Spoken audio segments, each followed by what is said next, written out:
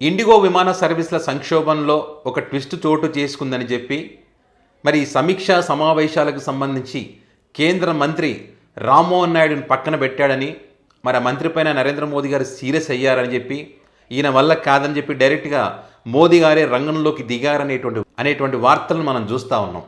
దీనికి ప్రధాన కారణం ఏమిటంటే, ఏదైతే ఇండిగో విమాన సర్వీసుల కారణంగా తలెత్తినటువంటి సమస్యలు ఏవైతున్నాయో ఈ సమస్యల కారణంగా లక్షలాది మంది ప్రయాణికులు వాళ్ళు పడుతున్నటువంటి ఇబ్బందులు ఇన్ని కావు. అవి గత 4 రోజులుగా కొనసాగుతున్నప్పటికీ కూడా ఆ సమస్యను పరిష్కారం చెయ్యాలనేటువంటి ఆలోచన మరి కేంద్ర మంత్రిగా ఉన్నటువంటి, ఆ శాఖకు సంబంధించిన మంత్రిగా ఉన్నటువంటి రామ్మోహన్ నాయుడు గారు చేయడంలో వైఫల్యం చెందారనేటువంటిదే ఇక్కడ ప్రధానంగా వినిపిస్తున్నటువంటి మాట. మీరు గమనించండి, ఎప్పుడు కూడా లేదు ఇంత దారుణమైనటువంటి పరిస్థితి.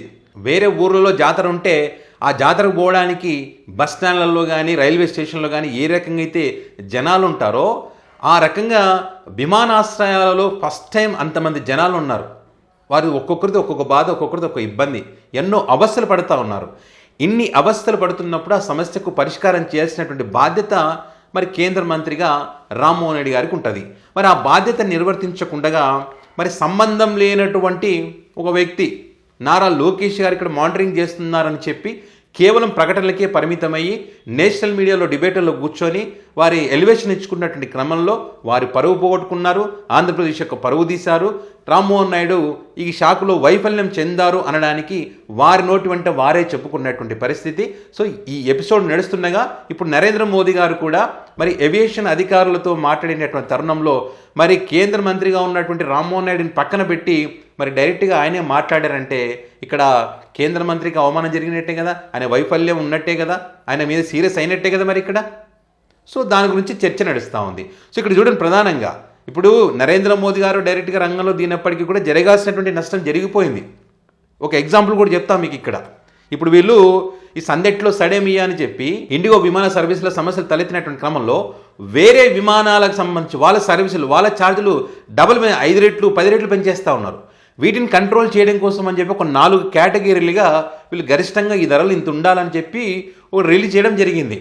మరి అది పాటిస్తున్నారంటే లేదు. ఏ రకంగా ఉన్నాయి ఒకసారి అవి చూస్తే 500 కిలోమీటర్లు ప్రయాణం చేసినటువంటి దానికి 7,500 రూపాయలు, 500 నుంచి 1000 కిలోమీటర్లకు 12,000 రూపాయలు, 1000 నుంచి 1,800 కిలోమీటర్లకు 15,000 రూపాయలు, ఆపై ఉంటే 18,000 రూపాయలు. ఖచ్చితంగా ఈ ధరలు పాటించాలి, ఎవరైనా అతిక్రమిస్తే చర్యలు తీసుకుంటామని వీళ్ళు చెప్పారు, ఆదేశాలు ఇచ్చారు. కానీ క్షేత్రస్థాయిలో రకంగా లేదు. మీరు కావాలంటే ఆన్లైన్లో చెక్ చేయండి, దాంట్లో 45,000, 50,000, 60,000 వరకు ఉంది. ఇప్పుడు ప్రజెంట్ సిచ్యువేషన్ వీళ్ళు ఈ ఆదేశాలు ఇచ్చినప్పటికీ కూడా అంటే చేయి దాటిపోయింది, కంట్రోల్ కావట్లేదు. కంట్రోల్ కావడం లేదు, పర్యవేక్షణ చేయడం లేదు అంటే దీనికి కారణం ఎవరయ్యా? కేంద్ర మంత్రిగా ఉన్నటువంటి ఆ మంత్రి గారు ఆ శాఖకు సంబంధించిన అధికారుల చేత వారితో సమీక్షలు నిర్వహించి ప్రకటనలు చేయడం కాదు, సీరియస్గా పర్యవేక్షణ ఉండాలి. ఊరికే ఏదో టీవీలో కనిపించడం కోసం కాదు. ఆ రకంగా చేస్తే తప్ప ఇవి కంట్రోల్ అయ్యేటువంటి అవకాశం లేదు. వీళ్ళు ప్రకటనలకే ఎలివేషన్స్కే పరిమితం అవుతారన్న ఉద్దేశంతోనే మరి నరేంద్ర మోదీ గారు ఈ సంక్షోభానికి ఫుల్ స్టాప్ పెట్టాలనే ఉద్దేశంతో ఏవియేషన్ అధికారులతో కొన్ని అంశాలకు సంబంధించి కొన్ని సూచనలు కూడా వారికి చేయడం జరిగింది. ఇక్కడ విమాన సర్వీసుల కారణంగా రద్దయినటువంటి తరుణంలో ఎవరైతే ఈ ప్రయాణికులు ఉన్నారో వారందరినీ కూడా ఎన్ని రోజులని విమానాశ్రయంలో పెడతారు? వారు కూడా ఎన్ని రోజులు ఉంటారు అక్కడ? ఉండలేరు కదా. కాబట్టి ఇప్పటికే సుమారుగా ఢిల్లీ నుంచి ఫ్లైట్లన్నీ క్యాన్సిల్ అయినాయి. వేరువేరు మార్గాల ద్వారా ఇప్పుడు రైళ్లు ఉన్నాయి. రైలు అదనంగా రైల్వే కోచ్లు ఏర్పాటు చేసి అందులో వీరిని ఆయా ప్రాంతాలకు తరలించేటువంటి ఒక ప్రయత్నం. అండ్ అదేవిధంగా వీళ్ళు ఏదైతే టికెట్లు కొనుగోలు చేస్తారో ఆ టికెట్లకు సంబంధించి కూడా రీఫండ్ చేయాలని కూడా సూచనలు ఇచ్చారు, ఖచ్చితంగా రీఫండ్ చేయాలని చెప్పి.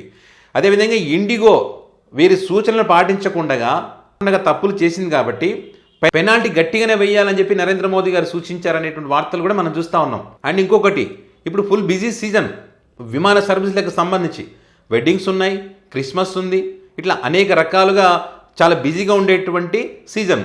కాబట్టి దీన్ని దృష్టిలో పెట్టుకొని వీలైనంత తొందరగా ఈ సమస్యను పరిష్కారం చేయాలని చెప్పి, ఈ సమస్య పరిష్కారం కావాలంటే ఇప్పుడు వీళ్ళు ఏదైతే నవంబర్ 1 నుంచి కొత్త నిబంధనలు పెట్టారో ఆ నిబంధనలు కూడా సడలిస్తే కొంచెం సెట్ అవుతుంది. సెట్ అయిన తర్వాత అంటే ఫిబ్రవరి వరకు సడలించారు. సెట్ అయిన తర్వాత ఖచ్చితంగా అప్పుడు మళ్ళీ ఈ నిబంధనలు కొనసాగేటువంటి అవకాశం ఉంటుంది. సో ఆ అంశాన్ని కూడా మరి ఏవియేషన్ అధికారులకు నరేంద్ర మోదీ గారు సూచించారు ఇక్కడ. ఎందుకంటే వీళ్ళు ఈ నిర్ణయాలు తీసుకుంది భద్రత కోసం, కానీ ఆ భద్రతా ప్రమాణాలు పాటించకుండా మేము లేదు మాకు మీరు చెప్పిన నిబంధనలు పాటించాలంటే నష్టం వస్తుందని చెప్పి ఈ రకమైనటువంటి పరిస్థితులకు వచ్చింది ఇది. సో మరి ఇది నవంబర్ 1 నుంచి నిబంధనలు అమల్లోకి వచ్చినటువంటి తరుణంలో మరి పర్యవేక్షణ చేయాలి కదా కేంద్ర మంత్రి గారు. అసలు ఏం జరుగుతుంది, మరి రాబోయే రోజుల్లో మరి ఈ నిబంధనలు రాబోతూ ఉన్నాయి కదా, దాని తగ్గ ఏర్పాట్లు ఉన్నాయా, దాని దగ్గర పైలట్లు ఉన్నారా, దాని దగ్గర క్యాబిన్లో వర్క్ చేసే వాళ్ళు ఉన్నారా అనేటువంటి అంశాలన్నింటి కూడా పర్యవేక్షించాలి. కానీ అది ఏది జరగలేదనడానికి ఇవన్నీ ఎగ్జాంపుల్, ఫెయిల్యూర్ అయ్యారనడానికి. సో డైరెక్ట్గా నరేంద్ర మోదీ గారు రంగంలోకి దిగి ఈ సూచనలు ఇచ్చేదాకా వాళ్ళు పని చేయలేదంటే, ఆయన నరేంద్ర మోదీ గారు దిగిన తర్వాత కూడా ఇంకా కంట్రోల్ అవ్వడం లేదంటే అది ఏ స్థాయికి చేరిందో ఇక్కడ మనం అర్థం చేసుకోవాలి. ఆ శాఖకు సంబంధించినటువంటి మంత్రి లేకుండానే వారితో ఏవియేషన్ అధికారులతో మాట్లాడనేటువంటి వార్తలు చూస్తూ ఉంటే మరి ఇక్కడ మంత్రి గారి పరువు పోయినట్టే కదా.